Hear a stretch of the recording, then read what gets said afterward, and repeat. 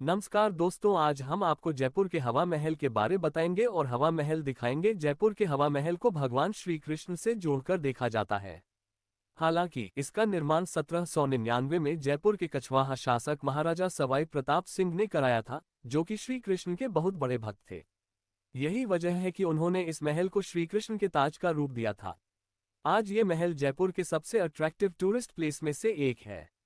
यह एक 5 मंजिला इमारत है जो ठोस नींव की कमी की वजह से 87 डिग्री के कोण पर झुका हुआ है। दरअसल हवा महल गर्मियों के मौसम में राजपूतों का विश्राम स्थल था। इसे कुछ इस तरह से ही डिजाइन किया गया था कि इसमें से हवा आती रहे ताकि गर्मियों के दौरान यहां रहने वालों को हल्की राहत मिल सके। इसके नाम के पीछे भी रोचक तथ्य है। कहते हैं इस महल का नाम 5वीं मंजिल के नाम पर रखा गया था, जिसे हवा मंदिर के नाम से जाना जाता था। आपको जानकर हैरानी होगी, लेकिन इस इमारत में कोई सीढ़ी नहीं है। यही एक वजह भी है कि आज तक इसकी छत पर कोई नहीं जा सका है। इसकी सभी मंजिलों पर ढलान किए हुए रास्ते के सहारे ही जाना पड़ता है। दरअसल हवा महल गर्मियों के मौसम में राजपूतों का विश्राम स्थल था। इसे कुछ इस तरह से ही डिजाइन किया गया था कि इसमें से हवा आती रहे ताकि गर्मियों के दौरान यहां रहने वालों को हल्की राहत मिल सके। इसके नाम के पीछे भी रोचक तथ्य है।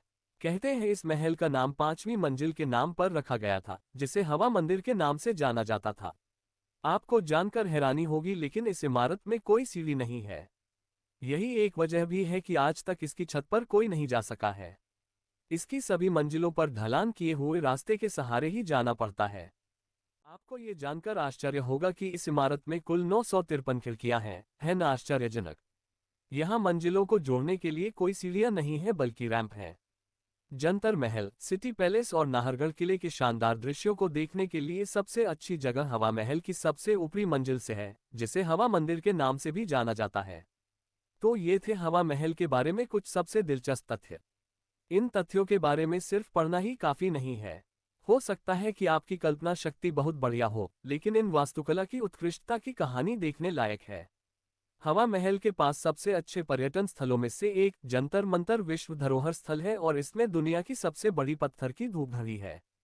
वर्ष 1734 में बनकर तैयार हुआ, इसमें 19 वास्तुशिल्प खगोलीय उपकरणों का संग्रह है। हवा महल सप्ताह के सभी दिनों में खुला रहता है, जिसमें सार्वजनिक अवकाश भी शामिल हैं। स्मारक सुबह 9 बजे खुलता है और शाम 5:30 बजे बंद हो जाता है। भारतीय नागरिकों और विदेशी पर्यटकों के लिए प्रवेश शुल्क अलग अलग है। भारतीयों को 50 रुपये का भुगतान करना पड़ता है, जबकि विदेशियों के लिए प्रवेश शुल्क 200 रुपये है। इस शुल्क में कैमरा शुल्क भी शामिल है। सुबह हवा महल घूमने जाएं ताकि आप ऊपर चढ़ सके और स्मारक के सामने छत पर बने कैफे तक पहुंच सके। आप यहां कुछ बेहतरीन तस्वीरें ले सकते हैं, क्योंकि जब सूरज की किरणें हवा महल पर पड़ती हैं तो ये बहुत खूबसूरत लगता है। चूंकि सिटी पैलेस और जंतर मंतर हवा महल के बहुत करीब हैं, इसलिए अपनी यात्रा की योजना इस तरह बनाएं कि आप एक दिन में तीनों को देख सकें। रात में हवा महल की खूबसूरती देखते ही बनती है। हालांकि यह शाम 5:30 बजे बंद हो जाता है, लेकिन आप रात में महल की खूबसूरत तस्वीरें लेने के लिए सूर्यास्त तक इंतजार कर सकते हैं। आप पुराने बाजार में खरीदारी करके तब तक समय बिता सकते हैं जब तक रोशनी जल न जाए, जिससे हवा महल और भी शानदार दिखाई दे।